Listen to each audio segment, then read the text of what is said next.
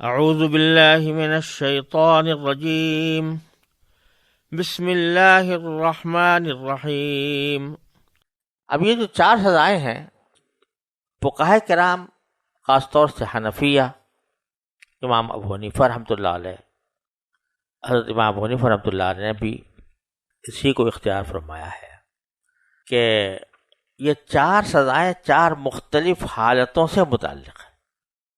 ویسے تو یہاں پر یوں کہا گیا کہ یا تو قتل کیا جائے، یا سولی دی جائے، یا ہاتھ پاؤں کاٹے جائیں، یا ان کو زمین سے دور کر دیا جائے۔ تو ان میں بعض حضرات نے، بعض فقہا نے اس کو معنی یہ سمجھے ہیں کہ اس سے یہ معنی سمجھے ہیں کہ ڈاکے والوں کے بارے میں جو قاضی ہے یا امام ہے یا امیر ہے، اس کو 4 سزاؤں میں سے کوئی بھی جاری کرنے کا حق حاصل ہے۔ وہ حالات کو دیکھے، جرم کی کیفیت کو دیکھے، اور اس کے مطابق ان میں سے جو سزا مناسب سمجھ رہا ہے حالات مقدمہ کے لحاظ سے، تو وہ سزا دے دے۔ لیکن حضرت امام ابو حنیفہ، امام شافعی وغیرہ وہ یہ کہتے ہیں کہ نہیں، یہ 4 سزائیں 4 مختلف جرموں کے لیے ہیں۔ کیا مطلب؟ کہ اس وقت جب کہ کسی نے کسی کو قتل بھی کیا اور مال بھی لوٹا تو اس کو سولی چڑھایا جائے گا۔ اگر قتل کیا، مال نہیں لوٹا تو قتل کیا جائے گا۔ لیکن اگر قتل بھی کیا اور مال بھی لوٹا تو اس کو سولی چڑھایا جائے گا۔ اور اسی طرح جس نے صرف قتل کیا، مال نہیں لوٹا، تو اس کو قتل کیا جائے گا، سولی نہیں چڑھایا جائے گا۔ اور جس نے کوئی قتل نہیں کیا، صرف مال لوٹا ہے، اس کے ہاتھ پاؤں مختلف اطراف سے کاٹے جائیں گے۔ اور جس نے قتل و غارت گری کچھ نہیں کیا، صرف لوگوں کو ڈرایا، جس سے لوگوں کو پریشانی لاحق ہوئی، اس کو جلا وطن کیا جائے یا قید میں رکھ دیا جائے۔ اور یہ حکم 4 قسم کے حکم 4 مختلف صورتوں کے لیے دیے گئے ہیں۔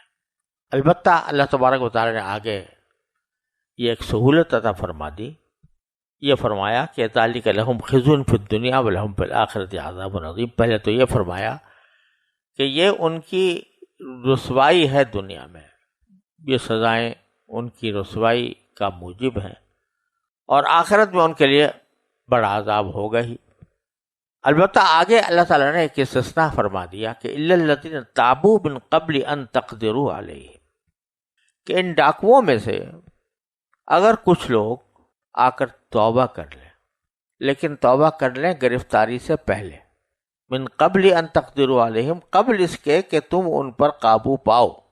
یعنی ڈاکوؤں کا ایک گروہ ہے، پتہ نہیں کس کس کا مال لوٹا ہوگا اس نے، لیکن ابھی حکومت نے اس کو پکڑا نہیں تھا کہ اس نے خود آ کر توبہ کا اظہار کر دیا، یا یہ کہ عین موقع پر ابھی انہوں نے کچھ کارروائی نہیں کی تھی، منصوبہ بنا رہے تھے، اور اس وقت میں ان کے اوپر حکومت کی طرف سے پولیس پہنچ گئی۔ تو اگر گرفتار ہونے سے پہلے وہ اقرار کر لیں کہ بھئی ہم سے یہ زیادتیاں ہوئی ہیں، ہم توبہ کرتے ہیں، تو پھر ان کی یہ سزائیں منسوخ ہو جائیں گی۔ نہ قتل کیا جائے گا، نہ سولی چڑھا جائے گا، نہ ہاتھ پاؤں کاٹے جائیں گے، نہ جلا وطن کیا جائے گا، نہ محبوب قید میں رکھا جائے گا۔ تو لیکن شرط یہی ہے کہ وہ گرفتار ہونے سے پہلے آ کر توبہ کر لیں، تو اس میں اللہ تعالیٰ اپنا حق معاف فرما دیں گے، اور دنیا کے اندر سزائیں آنی تھیں وہ ان سے موقوف کر دی جائیں گی۔ لیکن جو مال انہوں نے لوٹا ہے لوگوں کا، تو وہ واپس کرنا ہوگا۔ تو اللہ تعالیٰ فرماتا ہے الا الذین تابوا من قبل ان تقدروا علیہم، ہاں وہ لوگ اس سے مستثنا ہیں جو تمہارے ان کو قابو میں لانے سے پہلے ہی توبہ کر لیں۔ قابو میں لانے سے مراد ہے گرفتار کرنا۔ ایسی صورت میں جان رکھو، فاعلموا ان اللہ غفور رحیم، باری تعالیٰ بہت بخشنے والا، بہت مہربان ہے۔ یعنی سالہ سال تک ڈاکے مارتا رہا ایک شخص، اور اللہ تعالیٰ کے حکم کی کھلم کھلا نافرمانی کرتا رہا، لیکن جو ہی اس نے توبہ کی آ کے، تو اللہ نے اپنا حق معاف کر دیا. بندوں کا حق تو معاف نہیں ہوگا جب تک کہ ادا نہ کر دیا جائے، لیکن اللہ نے اپنا حق معاف کر دیا. اللہ غفور بھی ہے، رحیم بھی ہے. غفور کے معنی یہ کہ جو گناہ کیا تھا تم نے وہ بخش دیا، اس پر کوئی سزا نہیں ہوگی. رحیم کے معنی یہ کہ صرف اتنی بات ہے کہ سزا نہیں ہوگی اور اوپر سے رحمت کا معاملہ ہوگا، یعنی تمہیں کچھ اللہ تعالیٰ کے ہاں ثواب ملے گا، توبہ کا ثواب ملے گا. تو اس سے ہی پتہ چل رہا ہے کہ آدمی کتنے سے سنگین جرم کا ارتکاب کر لیا ہو انسان نے، اگر سچے دل سے توبہ کر لے اللہ تعالیٰ کی بارگاہ میں تو اللہ تعالیٰ اس کے گناہ کو معاف بھی فرماتے ہیں اور اس کے اوپر آئندہ بھی رحمت کا معاملہ فرمایا کرتے ہیں.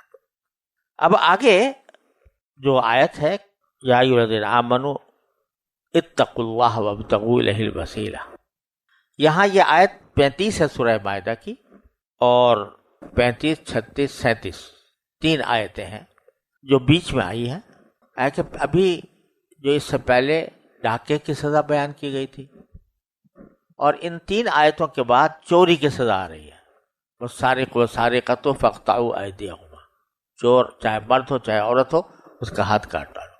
ان دونوں کے درمیان یہ بیچ میں آیتیں لائے ہیں اللہ سبحانہ و تعالیٰ. ان کا بظاہر کوئی تعلق نہ ڈاکے سے لگ رہا ہے نہ چوری سے لگ رہا ہے، لیکن اللہ جل جلالہ کا کلام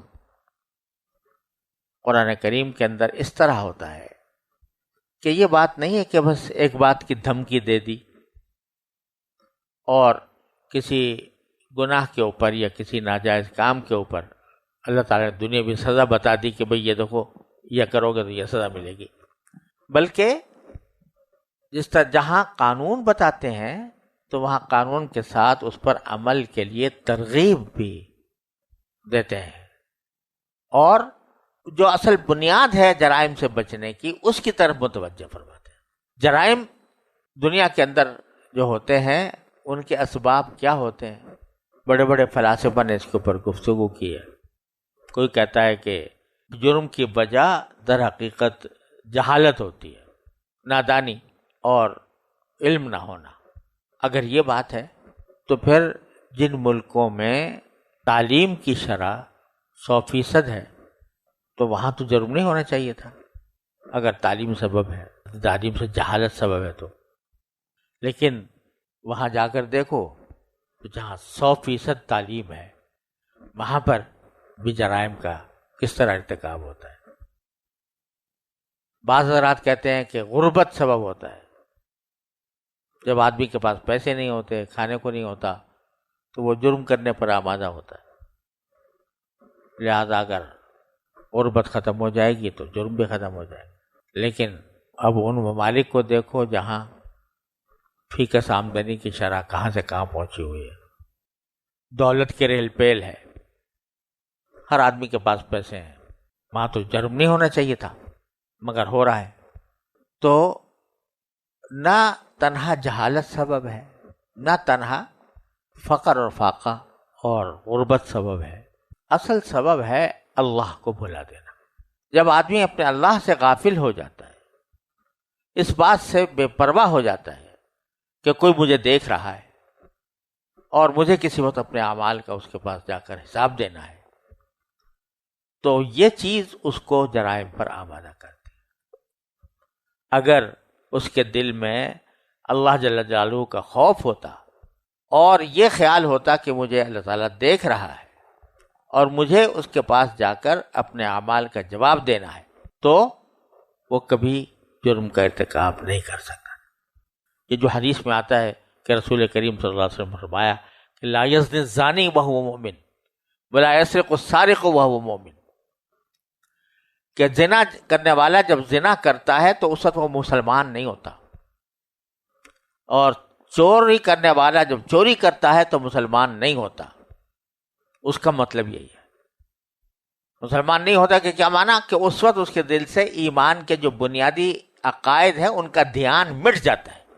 وہ یہ بھول جاتا ہے کہ مجھے اللہ تبارک و تعالیٰ دیکھ رہا ہے اور مجھے اس کے پاس جا کے جواب دینا ہوگا.